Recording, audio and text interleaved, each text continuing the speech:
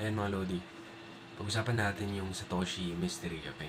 Kasi nga, may mga nagkakalat na connected daw sa core daw. Pero hindi po claim ng Satoshi Mystery yan na connected sila sa core DAO. Okay? Yung mga gustong mag-invite lang, okay? Ginagamit nila ang core DAO para marami silang ma-invite. Pero hindi po connected ang Satoshi Mystery dun sa core DAO. Okay? At clarify yan ng Satoshi Mystery na hindi nila sinasabi na connected sila.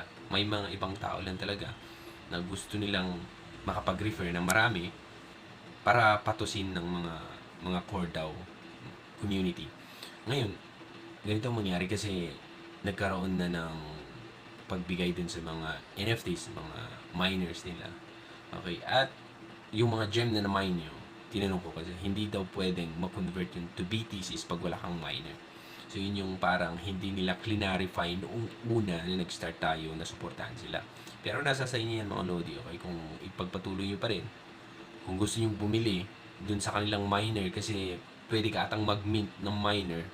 So, siguro in the future gagawa natin ng video dyan. So, ang minor lang na kailangan mo is kahit anong rarity. Ibig sabihin, pwedeng common, uncommon, legendary, rare, mga ganun. Kahit ano, basta meron kang minor, pwede mong mag-convert yung gem mo into BTCs sa pag-launch na ng application.